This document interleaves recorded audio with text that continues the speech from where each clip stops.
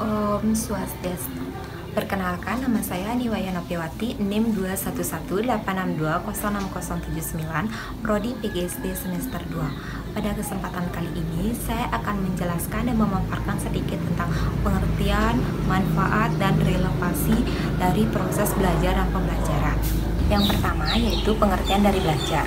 Belajar merupakan proses atau upaya yang dilakukan seseorang atau individu untuk melakukan sebuah perubahan tingkah laku yang dimana perubahan ini dalam bentuk pengetahuan, keterampilan, sikap, atau nilai positif lainnya. Makna dari belajar yang pertama yaitu dimana belajar ini dari akar kata ajar. Ajar ini yaitu sebuah petunjuk yang ditunjuk oleh seseorang untuk mendapatkan sebuah ilmu pengetahuan. Dalam konteks ini, petunjuk itu yaitu seorang pendidik, dimana ini dimaksudnya seperti guru. Sedangkan dalam konteks orang yang ditunjuk yaitu peserta didik, di mana dalam proses ini adanya sebuah interaksi antara pendidik dengan peserta didik untuk mendapatkan dan mengajari sebuah ilmu pengetahuan untuk peserta didik. Selanjutnya yaitu manfaat belajar.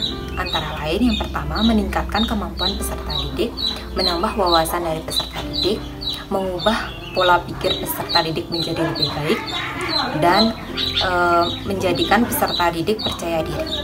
Yang selanjutnya yaitu pengertian dari pembelajaran.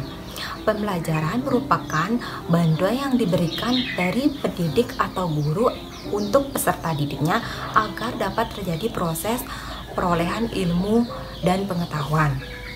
Makna dari pembelajaran akar katanya dari pembelajaran, yang dimana di sini maknanya yaitu proses atau cara guru atau peserta didik memberikan suatu pengetahuan kepada peserta didiknya atau siswa. Manfaat dari pembelajaran yang pertama memudahkan dalam mengkomunikasikan maksud kegiatan belajar, mengajak untuk dirinya agar kepada siswa sehingga siswa dapat melakukan belajarnya secara mandiri. Yang kedua, mempermudah guru milih dan menyusun bahan ajarnya. Yang terakhir yaitu relevansi apa yang saya peroleh dari proses belajar dan pembelajar.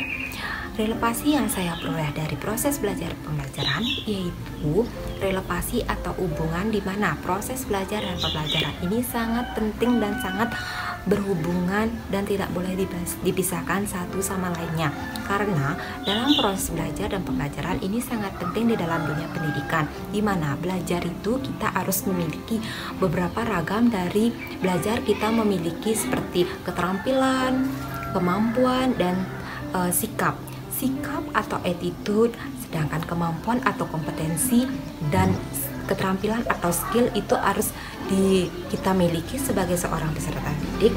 Dalam proses belajarlah yang kita harus memiliki kemampuan dan skill, sikap dan kompetensi yang baik.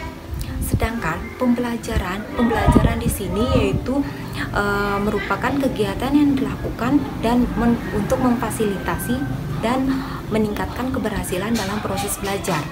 Di sini sarana pendukungnya dalam pembelajaran yaitu untuk mendapatkan intensitas dan kualitas belajar peserta didik ini ditentukan oleh minat belajar dari peserta didik tersebut.